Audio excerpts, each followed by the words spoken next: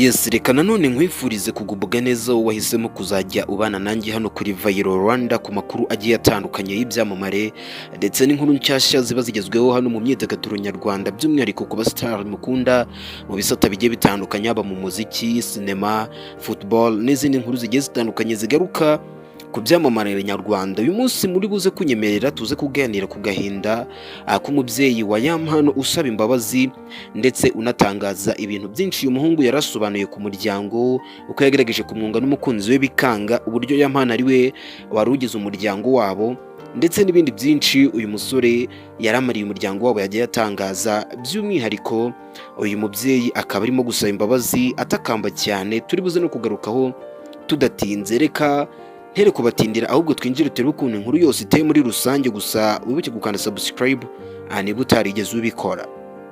Ubundi yitwa Nsengiyumva Zablon, akaba ari umubyeyi w'umupapa cyangwa se ise wa Uworizagwira Floriye twese tuzi ku izina rya Yampano, uvuga ko umutima we wuzuye agahinda nyuma y'uko uyu muhungu we asabiwe gufungwa iminsi 30 y'agateganyo, ariko agasaba ko ahabwa imbabazi n'icyizere akagaruka mu buzima busanzwe. Mu ijwi ryoroheje ndetse n'amarangamutima aragaragara, Nsengiyumva Zablon, umubyeyi wa Yampano, yavuze ko icyemezo cy'uko urukiko rw'ibanze rwa Kicukiro cyo ku itariki 9 z'ukwezi kwa Kamena 2026 cyamusigiye igikomere gikomeye nyuma yo gutegeka ko umuhungu we afungwa iminsi 30 y'agateganyo, mu gihe uyu muhungu agikurikiranyweho ibyaha bigera kuri 3. Yampano, umwe mu bahanzi bazikizamuka mu muziki nyarwanda, ukurikiranyweho ibyaha 3 birimo gukubita ndetse no gukomeretsa ku bushake, gukoresha urumogi ndetse n'icyaha cyo kwiyangiza ikintu cy'undi. Hakaba ari ibyaha 3 rero Uworizagwira Floriye cyangwa se Yampano umuhanzi wacu akurikiranyweho cyane. Ku mubyeyi wa Yampano rero ati icyemezo cy'urukiko cyaje ari inkuba ariko y'icyizere, nyuma y'icyizere yari afite ko umuhungu we ashobora guhabwa amahirwe yo gukurikiranwa ari hanze. Icyemezo cy'urukiko wavuga ko cyaje ari nk'inkuba twako yari ifitiye icyizere.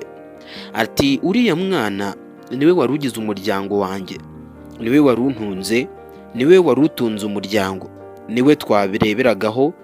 Aya magambo ayavuga agaragaza uburemere bw'ingaruka zifungwa rya Yampano, kubera ko imibereho y'umuryango wabo ari Yampano wayimenyaga.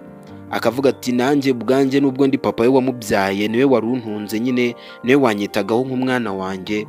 Akaba ari ibintu nyine wumva byamubabaje kandi byakoze ku mutima uyu mubyeyi.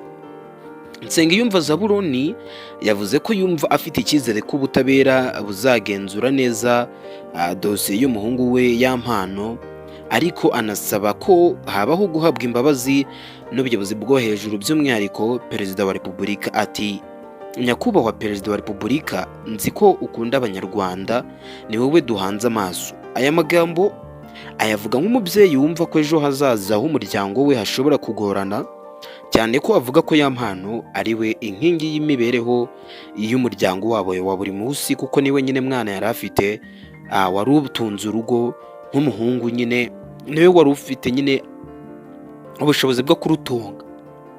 Ese muri make twavuga ko nyine Yampano nyine niwe wari utunze nyine umuryango wabo, niwe wari buri kimwe cyose cyahariye iwabo.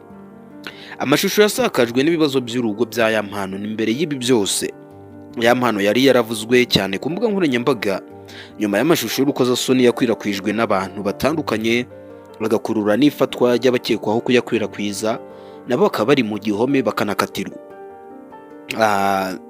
Ise wa Yampano avuga ko yabonye ayo mashusho ndetse akiyumva ayo mashusho yahise avugana n'umuhungu we amubwira ko ari ibintu bidakwiye. Yampano ngo yamusobanuriye ko ayo mashusho yafashwe ku bwumvikane n'umukunzi we, ariko akaza gusakazwa atabigizemo uruhare, avuga ko yagambaniwe nyine. Nsengiyumva yabwiye Urugendo TV ko mu rugo rw'umuhungu we habaye ibibazo by'umubano hagati n'umukunzi we, byaje gukurura amakimbirane ndetse no gutandukana.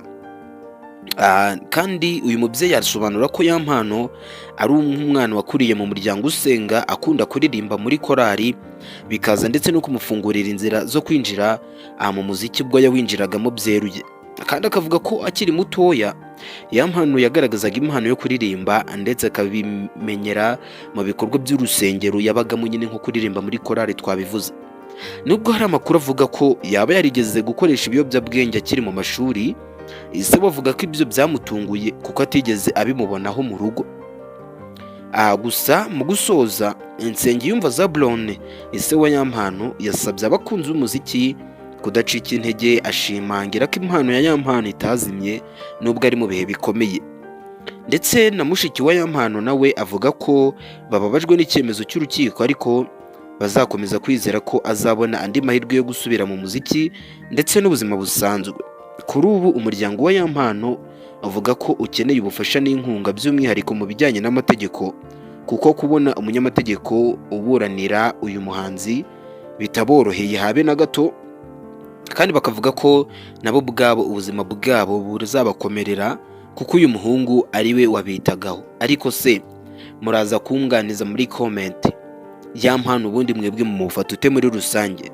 Ese kuko yakakwiye kubihanirwa kuko nk'ibisanzwe, cyangwa namwe mufite ukundi mwaruca mubaye muri abacamanza? Duhuriye muri comment, wibuke gukanda subscribe kugira tujye tubana buri munsi mu biganiro byacu tugende tubagezaho, ndetse n'amakuru mashyashya bagezweho ku byamamare mukunda muri benshi, ndetse ukande like kuri iyi video niba wayikunze. Iyi ni Viral Rwanda, turakomeza kubana. Ciao ciao.